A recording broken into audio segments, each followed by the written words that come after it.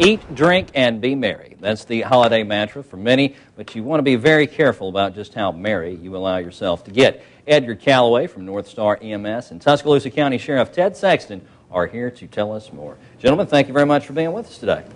Glad to be here. Happy holidays. Happy holidays to you. Why is this such a big issue every year? Because it seems like we always talk about this, but people still go and do dumb things. What's going on? Well, we would really like the opportunity to avoid seeing some folks, especially after they've been out eating, drinking, and trying to be merry behind the wheel, because it's a lot of paperwork for us, and unfortunately we have to call some folks and tell them that their loved ones have died or serious injuries, and Edgar's folks do a wonderful job every year. But yeah, well, and you know, honestly, it can really wreck a holiday season. Oh, I'm sure.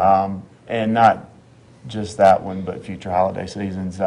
People don't realize how impaired sometimes they are, and you know, you end up being seriously injured or killed, and your loved ones deal with that. So it can really mess up a holiday. Oh, I'm sure. That's the wrong way to spend the holidays. In jail, in the hospital, at the morgue, the funeral home, graveside service. Well, what defines legally being under the influence? I know there's some confusion about that. Ooh, good question. We ought to have a trivia question this week, sponsored by NorthStar. Good idea. Great one. First of all, impaired driving is at 0.08. So if your alcohol level, your blood alcohol level is above 0.08 and you're stopped and can be shown to be over 0.08. Of course, there's field tests and so on and so forth. But when you get there, if you're 0.08, that's it.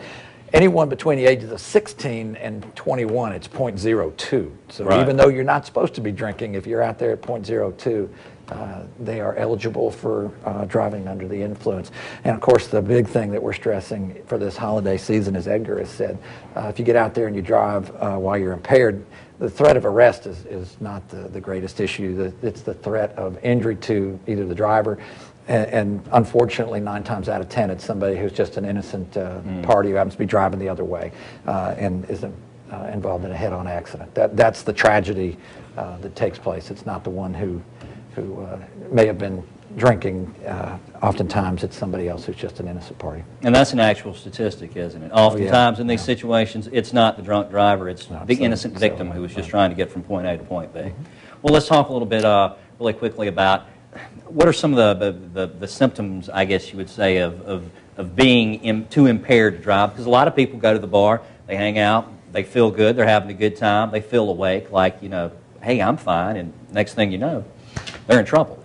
I've always gone, if you can tell you've been drinking, then you probably had too much. Well, I would go a little further than that. I would say if you're out drinking, you ought to have a designated driver, and you ought to have somebody that you can call. There's too many things that come into play. It's your body weight, it's what you've had to eat, the metabolism, so on and so forth. There's just too many chemical reactions that take place when you're out drinking and enjoying yourself. Best thing to do, designated driver, or be able to have someone you can call.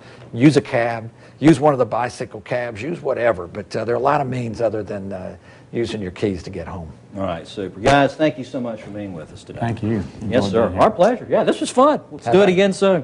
If you've got an emergency, pick up the phone and dial 911. Maybe I'll read better next time. For more information, call NorthStar EMS at 205-345-0911. Remember, if you've been drinking, you don't need to be driving. Call a cab, call a taxi, call anybody. Just don't get behind the wheel of the car during the holidays or any other time of the year for that matter. Find out more online at NorthStarEMS.com.